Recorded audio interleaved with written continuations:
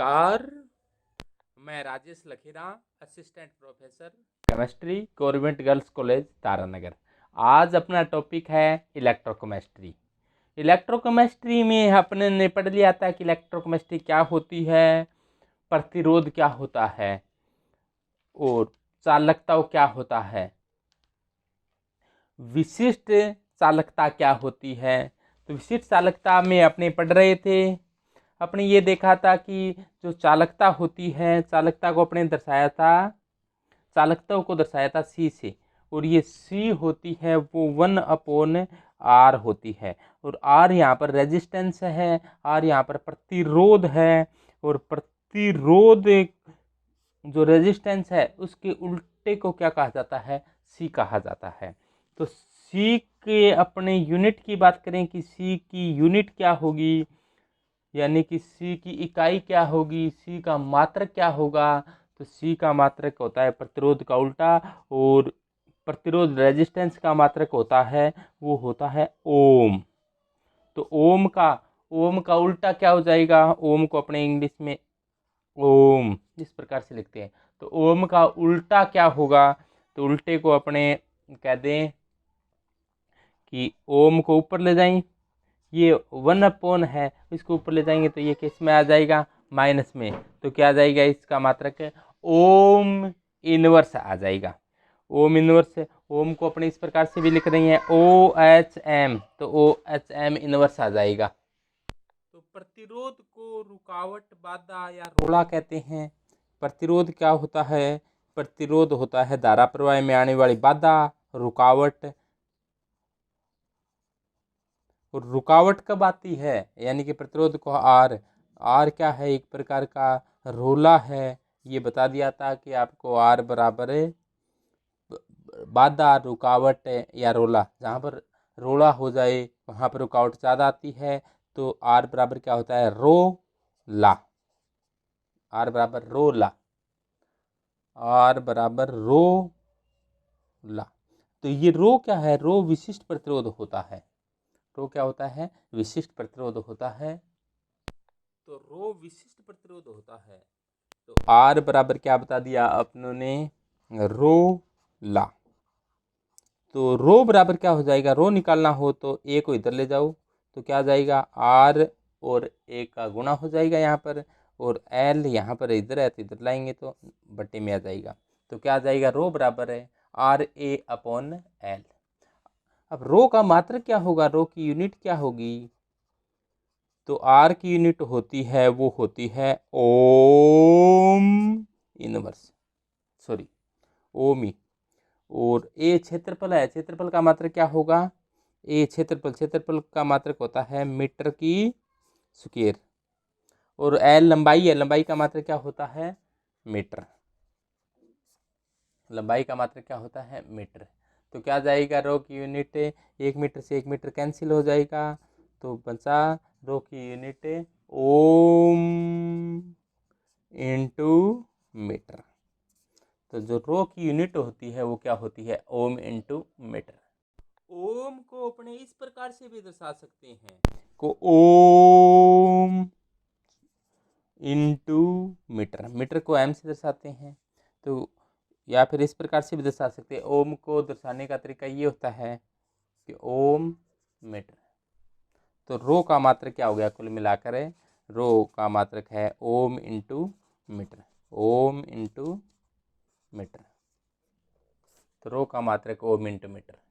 अब विशिष्ट प्रतिरोध को किस प्रकार से दर्शाते हैं वो देखो, कि ये बताया था कि आर होता है, आर वो धारा प्रवाह में आने वाली रुकावट, बाधा या रोला होती है। तो आर बराबर क्या बताया था, आर बराबर rho L upon A, R बराबर रो एल अपॉन ए। अब ये बताया था कि एल का मान 1 और ए का मान भी 1 हो तो आर बराबर क्या होता है, रो। यानी कि 1 मीटर लंबा हो, 1 मीटर की स्क्वायर अनुप्रस्थ काट क्षेत्रफल वाले तार का प्रतिरोध विशिष्ट प्रतिरोध कहलाता है। तो ये आर बराबर रो वाली बात बता दी थी कि 1 मीटर कोई लंबा तार है और जिसका अनुप्रस्थ काट क्षेत्रफल 1 मीटर की स्क्वायर है, तो आर बराबर किसकी होगा, रो की होगा।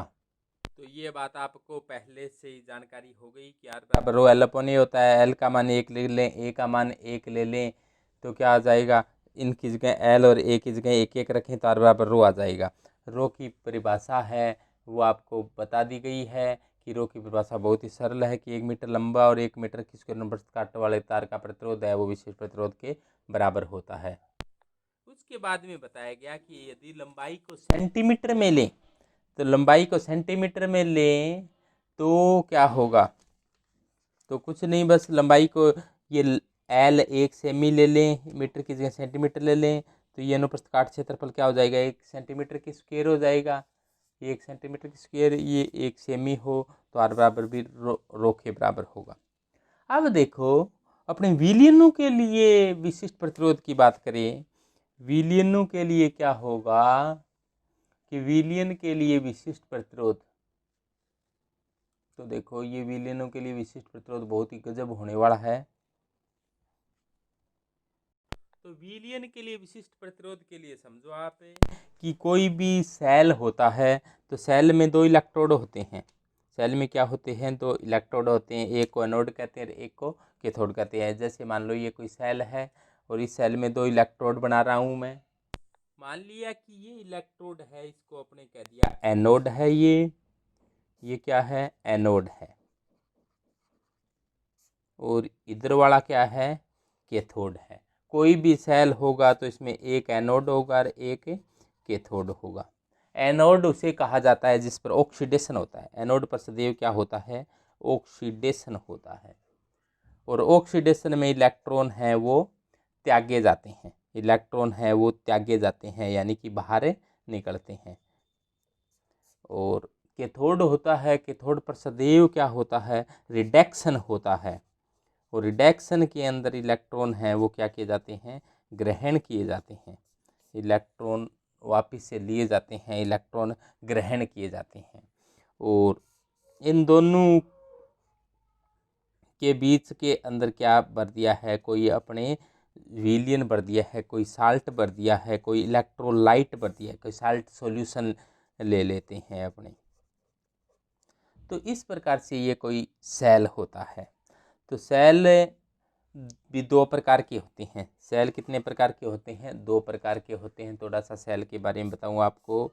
एक तो होता है इलेक्ट्रोलाइटिक सेल, एक होता है इलेक्ट्रोकेमिकल सेल। इलेक्ट्रोकेमिकल सेल, तो इन पर तो विचार बाद में करेंगे अपने। इलेक्ट्रोलाइटिक सेल क्या होता है, इलेक्ट्रोकेमिकल सेल क्या होता है, तब तक आप समझो कि अपने जैसे मान लो ये कोई सेल था, इसके अंदर अपनों ने क्या किया है, इसकी मान लो कि अपनों ने इसमें भरा हुआ है विलियन, क्या भरा हुआ है, विलियन भरा हुआ है कोई न कोई। इस विलियन की अपने को देखनी है, इस विलियन का प्रतिरोध कितना है, इस विलियन का यानी कि रेजिस्टेंस कितना है, इसकी कंडक्टिविटी कितनी है, इसका स्पेसिफिक कंडक्टिविटी कितनी है। इसको समझने के लिए अपने ऐसे कर लें कि अपने कल्पना कर लें कि इसमें इकाई आयतन की कल्पना करें। इकाई आयतन की कल्पना करने का अर्थ है कि अपने मान लिया कि एक घन मान लिया, इमेज कर लिया कि इसके अंदर एक घनाकार है, घन है, इस घन की लंबाई है वो 1 सेमी है, और इसकी जो ऊंचाई है वो भी 1 सेमी है, और इसकी जो लंबाई चौड़ाई है वो भी क्या है, 1 सेमी है। तो इसका जो वॉल्यूम होगा, तो घन का वॉल्यूम क्या होता है, वॉल्यूम होता है वो होता है भुजा की क्यूब। तो इसका वॉल्यूम होगा वो भुजा की क्यूब होगा, और भुजा क्या है, 1 सेमी है, तो 1 सेमी की क्यूब, तो इसका वॉल्यूम होगा वो देखो आ गया, वॉल्यूम 1 आ गया, 1 सेमी की क्यूब में इसका वॉल्यूम आ गया। यानी कि इस 1 सेमी की क्यूब वॉल्यूम, इसमें जो विलियन भरा हुआ है वो कितना है, 1 सेमी की क्यूब है। ये टोटल विलियन तो मान लो VmL था, V है, और अपने ने कल्पना की है 1 सेमी की क्यूब की। अब आप इस प्रकार से समझो कि जैसे मान लो ये कोई सेल है, इसके अंदर 2 इलेक्ट्रोड है। अब इन इलेक्ट्रोडों के बीच की दूरी क्या है? 1 सेमी है। इनके बीच की दूरी क्या है? 1 सेमी है। और ये इन इलेक्ट्रोडों की लंबाई भी क्या है? 1 सेमी है। और इन इलेक्ट्रोडों की चौड़ाई भी क्या है? 1 सेमी है। तो कुल मिलाकर जो विलियन भरा हुआ है इसमें क्या है? 1 सेमी की क्यूब विलियन होगा। तो यानी कि आयतन कितना होगा? 1 सेमी की क्यूब। अब देखो अपने ने जानते हैं कि R बराबर क्या होता है? रो एल अपॉन ए। R बराबर रो एल अपॉन ए। तो एल होता है यहाँ पर दोनों इलेक्ट्रोडों के बीच की दूरी। आपने देखा कि R बराबर क्या है? रो एल अपॉन ए है। और एल है वो इलेक्ट्रोडों के बीच की दूरी है। मान लिया ये कितनी दूरी है? 1 सेमी है। और ये क्षेत्रफल है। क्षेत्रफल जैसे मान लो कि ये क्षेत्रफल किसका क्षेत्रफल है? इन इलेक्ट्रोडों का क्षेत्रफल है। और इलेक्ट्रोडों का क्षेत्रफल कौन सा इलेक्ट्रोडों का क्षेत्रफल? जो विलियन में डूबा हुआ है। मान लो कि विलियन है वो यहाँ तक भरा हुआ है, तो विलियन में डूबा हुआ क्षेत्रफल इसका होगा, वो माना जाता है। तो मान लो कि ये इस प्रकार से है और ये भी 1 सेमी है और ये भी 1 सेमी है, तो इसका क्षेत्रफल है वो क्या हो जाएगा? 1 सेमी की स्क्वायर। तो ये भी 1 सेमी की स्क्वायर है, ये भी 1 सेमी की स्क्वायर है। तो क्या हो गया कुल मिलाकर? ये 1 हो गया, ये 1 हो गया। तो आर बराबर क्या आ गया? रो। आर बराबर रो आ गया। यानी कि अपने ऐसे कहें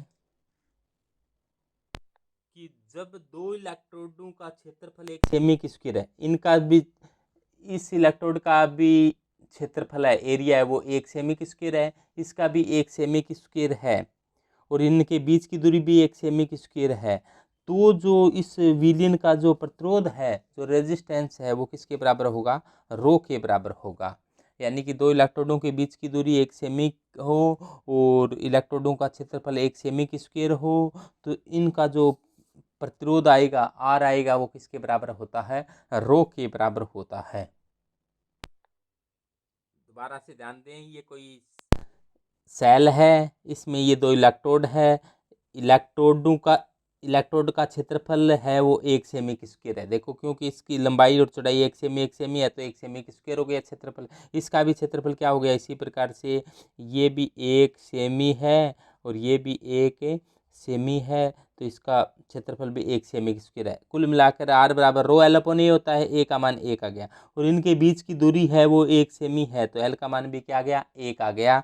तो आर बराबर क्या आ गया? रो आ गया। तो अब आर बराबर रो का मतलब आर तो प्रतिरोध है, रो विशिष्ट प्रतिरोध है। तो विशिष्ट प्रतिरोध क्या होता है कि जब 2 इलेक्ट्रोडों का क्षेत्रफल 1 सेमी की स्क्वायर हो। 2 इलेक्ट्रोडों का क्षेत्रफल क्या है? 1 सेमी की स्क्वायर है।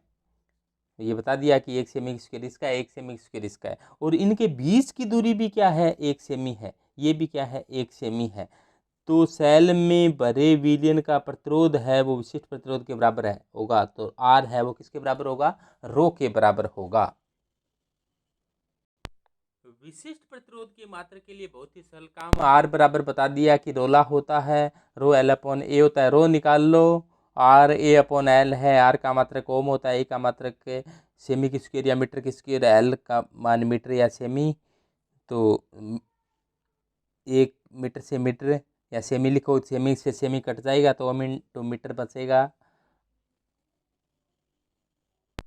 तो चालकता होती है, चालकता को सी या जी से दर्शाते हैं, और चालकता होती है वो प्रतिरोध का उल्टा होती है।